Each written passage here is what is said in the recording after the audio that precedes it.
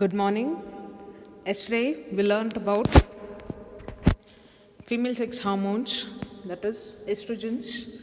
How are they synthesized? What is the mechanism of action? What are the uses? And we also learned about anti-estrogens and SCRMs. There is clomiphene citrate, tamoxifen and raloxifene citrate, and we also learned about aromatase inhibitors. Today we'll learn about progesterones. Synthesis, regulation, what are the actions, preparations, uses and adverse effects, along with anti-progestins. So we'll just continue with the slides. Progesterone is synthesized from cholesterol. It happens in the adrenal medulla, it happens in the ovary, it happens in the corpus luteum, placenta. The most important source of progesterone is corpus luteum. Progesterone is also called as favoring pregnancy. P for P, progesterone, pregnancy. How do we classify progestins? Progestins are classified in two categories. One, natural progestins. The other one is synthetic progestins.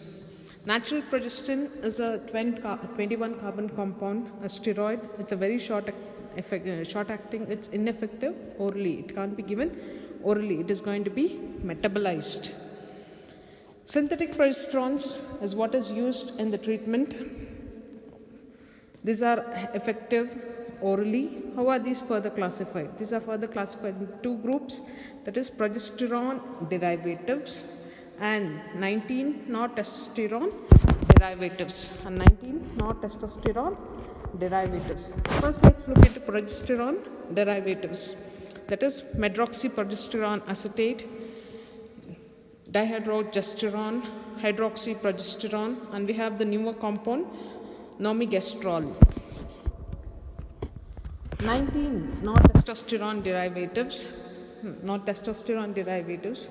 These are relatively older compounds of norethisternol, ethinyl-estrenol, allyl-estrenol, norgestrol, levonorgestrol. Levonorgestrol is a guanine derivative. The newer compounds in non-testosterone derivatives are desogestrol, norgestimate, and gestodine. So we learnt about progestin classification. We have natural progestin and synthetic. In synthetic, we have progesterone derivatives and 19 non-testosterone derivatives.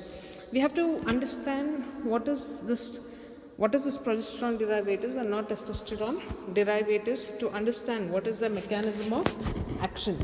The progesterone derivatives, that is medroxyprogesterone acetate, hydroxyprogesterone acetate, these are progesterone derivatives. These are almost pure progestins, similar to that of natural progestins.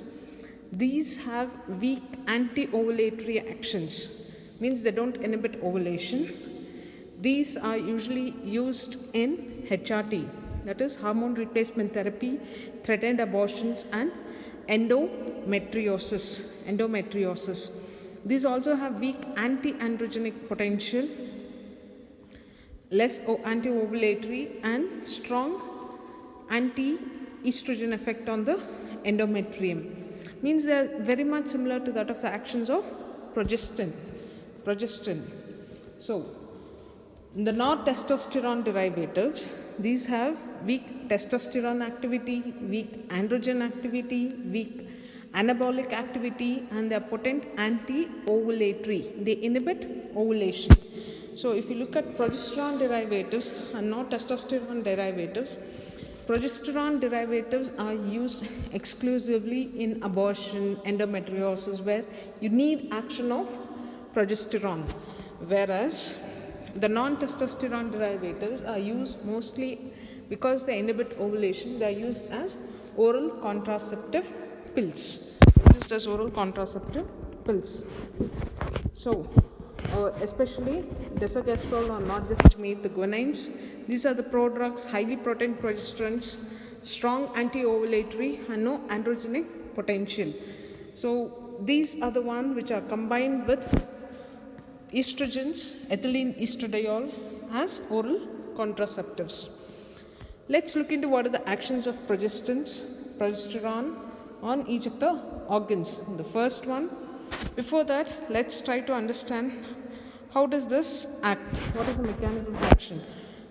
For estrogens, we learned it has estrogen receptors alpha and beta. Similarly, for progesterone, there is progesterone receptors. Progesterone receptors have a very limited distribution, like it is present in the female genital tract, breast, CNS and pituitary. How does it act? It's a nuclear receptor similar to that of estrogen. It's going to go bind to the progesterone receptor, dimerize, and then bind to the progesterone site in the nucleus and allows transcription, later on translation, protein production. That's how it is going to act, similar to that of estrogens. Now let's look into what are the actions of progesterone. First, on the uterus. In the uterus, after the menstrual cycle, the first 5 days, estrogen is going to act. This estrogen primed uterus or the endometrium is going to be acted upon by progesterone. So the proliferative phase is going to be by estrogen, whereas the secretory phase is predominantly by progesterone and later on estrogen. Both of them are synergistic. In the initial proliferative phase, it's estrogen. Later on, it is progesterone. If the pregnancy continues, the ova is fertilized and the pregnancy continues, the corpus luteum persists. This will produce HCG. Placenta will produce HCG, and it will continue to produce progesterone. But if corpus luteum, there is no ovulation, corpus luteum gets destroyed, then there is no progesterone withdrawal will again lead to bleeding, menstruation. So coming back to our actions, so uterus secretory actions are going to be there in estrogen primed endometrium, lack of progesterone support, that is at the end of the cycle. If the progesterone support is gone because corpus luteum gets destroyed without ovulation, then there will be menstruation. And stroma enlarges, spongy, the glands atrophy, and decrease sensitivity of the myometrium to oxytocin. What does this mean? Estrogen is going to help mild contractions of the uterus. Oxytocin also is going to help it to contract. Progesterone is a relaxing hormone. It wants pregnancy to be maintained. So it is going to relax. So there is not going to be any contractions. That is decreased sensitivity of myometrium to the oxytocin. So no contraction of the uterus. Cervix, the secretions become scanty and they become thick, so that it doesn't want to allow any more sperm penetration into the uterus. Vagina, pregnancy-like changes are going to be seen. Breast, there is going to be proliferation. It prepares it for lactation along with estrogen. In the CNS, it is a relaxing hormone. Uterus, it causes relaxation. Similarly, in the CNS also, it's going to have a sedative-like action. So, relaxed, calm. Body temperature is going to rise up 0.5 degree. Respiration is going to be stimulated. Metabolism can cause increased glucose intolerance. Hyperglycemia could be there. If you use androgenic activity progesterones, that can raise LDL and decrease HDL. On the pituitary, it's going to give a negative feedback mechanism where it is going to suppress LH surge if it's given in the follicular phase. So it is predominantly anti-ovulatory, especially the non-testosterone derivatives. So pharmacokinetics, progesterones can't be given orally. The pure progesterones, The orally synthetic progestins are the one which can be given orally. Plasma half-life of 8 to 24 hours. The natural progestins, if we have to give it IM, intramuscular. They are metabolized in the liver and they are excreted as glucuronide metabolites. What are the adverse effects? This can cause breast engorgement, raise in body temperature, headache, fluid retention, mood swings, acne, irregular menstrual cycle, amenorrhea also can occur. If 19 not testosterone derivatives are taken, this can lower HDL levels and increase LDL levels. It can be combined. If it is combined with HRT, hormonal replacement therapy in postmenopausal women, it can increase the risk of carcinoma breast. If you take it for a long time, it can cause diabetes. IM injections are very painful. Given the non-testosterone derivatives, if given early during the pregnancy, can cause masculinization of the female fetus and other congenital abnormalities. Where do we use progesterone? Progesterone is mainly used in two. One as contraceptives and other in HRT. Both of this we'll learn in the next class. Where else it can be used? It can be used in dysfunctional uterine bleeding. That is, if there are anovulatory cycles, to regularize the cycles along with estrogen, progesterone and estrogen are used so that irregular, incomplete sloughing is stopped and there is regularization of the cycles. This is taken for 3 to 6 months to normalize the menstrual flow. Endometriosis, if it is there, again it is hypo. If you give continuous progesterone, then there will be suppression of the gonadotropin released from the pituitary, which is going to suppress menstruation. And gradually over time, in endometriosis, you are going to give continuous progesterone. There is no break of progesterone. This is going to suppress gonadotropin GnRH release, which is going to cause atrophy of the endometrium, especially in the different sites. The endometriosis, decreasing the ectopic masses. Premenstrual syndrome, usually NSIDs, this would suffice, but if it is severe, we can give combination of estrogen along with progesterone cyclically for 3 to 6 months. If a patient is a known case of threatened or habitual abortion due to progesterone deficiency, it can be replaced, but you have to give a pure progestin. Not testosterone, 19 not testosterone derivatives are not used. If there is endometrial carcinoma, especially in the palliative or the metastatic cases, we can use progesterone. It is continuous therapy. It is going to decrease GnRH release. For postponement of menstruation, it can be used. That is, if progesterone is given 5 to 10 days before the due date and then stop, we can few days before the due date, high doses 5 to 10 milligrams twice or thrice a day is given, and then when you stop after 2 to 3 days, the cycle is going to be again the cycle is going to repeat itself.